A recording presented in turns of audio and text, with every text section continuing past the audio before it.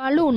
குழந்தைங்களுக்கு பலூன் அப்படின்னு சொன்னால் ரொம்ப ரொம்ப பிரியம். எந்த குழந்தைகளும் இந்த பலூனை அப்படி தூக்கி போட்டு விளையாடுறதுல ரொம்ப அலாதி பிரியமுடையவங்களாக காணப்படுவாங்க. இந்த பலூன் இந்த காலத்தில் உள்ள ஒரு கண்டுபிடிப்பு இல்லைங்க. பல நூற்றாண்டுகளுக்கு முன்பாகவே இது பழக்கத்தில் இருந்து வந்திருக்குது. 14ஆம் நூற்றாண்டில் நிறைய ஓவியங்களில் இந்த உறைந்த பன்றியின் நீர்க்குள்ளேருந்து தயாரிக்கப்பட்ட அந்த பலூன்களை அப்படியே சித்தரித்து வரைஞ்ச ஒரு பழையம்பெரும் காட்சிகள் இன்றளவும் காணப்படுது. கலீலியோ தன்னோட பரிசோதனைக்கு ஒரு பன்றியோட நீர்க்குள்ளாயை பயன்படுத்தினார். அவர் அதில் காற்று எடையின் அளவிட முயன்றிருப்பார். இதை மைக்கேல் ஃபாரடே 1824ஆம் ஆண்டு இந்த ரப்பரில் செய்யப்பட்ட பலூனை கண்டுபிடித்தார். அவர் லண்டனில் உள்ள ராயல் இன்ஸ்டிடியூட்டில் தன்னோட ஹைட்ரஜன் பரிசோதனையில் அவற்றை பயன்படுத்தினார்.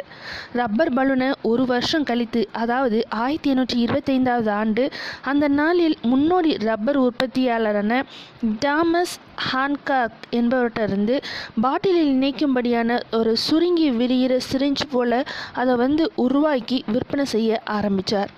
1847இல் லண்டனில் முதல் முறையாக லாடக்ஸ் பலூன்களை இங்க்ராம் என்பவர் தயாரித்து வெளியிட்டார்.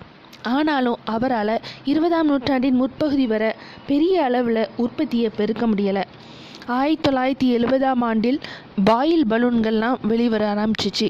அவற்றோட விலை அதிகமாக இருந்ததாலும் ரப்பர் மற்றும் லேடக்ஸ் பலூன்களை விட அது ரொம்ப காற்று இல்லைன்னா வாயுவை தன்னுடைய வைத்திருக்கக்கூடியதாகவும் காணப்பட்டது.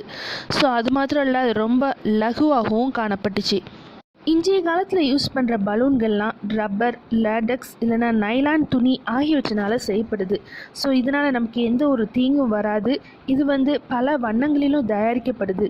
பொம்மை பலூன்களுக்கு வாயு அதனுடைய செலுத்துவதற்காக அதில் ஒரு வாயில் கொடுக்கப்பட்டிருக்கும். ஒரு பலூனை நமது வாய் ஊதி பொத்தி கொண்டு அதோட காற்று செலுத்தி நம்ம பெருசாக்கலாம். ஆனால் அதிக அளவில் பலூன்கள் இருந்தால் காற்று செலுத்துகிற ஒரு பம்பு மூலமாகவோ இல்லைன்னா வாயுவை செலுத்துகிற ஒரு முறையிலையோ நம்ம காற்றையோ வாயுவையோ அதில் நம்ம செலுத்தலாம். நாம் காற்றுக்கு பதிலாக அதை விட எடை குறைவாக உள்ள வாயுவை அதில் நம்ம பயன்படுத்தினோம் அப்படின்னா அந்த பலூன் வானத்தில் பறந்துவிடும். ஸோ மேலும் இதில் ஹீலியம் போன்ற வாயுவை பயன்படுத்துறது ரொம்ப பாதுகாப்பானது. ஏன்னா அதில் உள்ள எளிதில் தீப்பற்றாது. அது மாத்திரம் இல்லை, இந்த வாயு விஷத்தன்மையற்றது. அதை நம்ம நாசிகளில் நுகர்ந்தாலும் நமக்கு எந்தவித பாதிப்பும் ஏற்படாது. ரப்பர் பலூன்களையும் தண்ணீரை ஊற்றி வைக்கலாம். அதை தண்ணீர் பலூன் அப்படின்னு சொல்லுவாங்க. இந்த வகையான பலூன்களை ஒரு வண்ணங்களை ஒருத்தர் மீது ஒருத்தர் அடிச்சுக்கொள்கிற இந்த ஹோலி முதலான கொண்டாட்டங்களில் இப்படி பலூன்ஸை தான் யூஸ் பண்ணுறாங்க.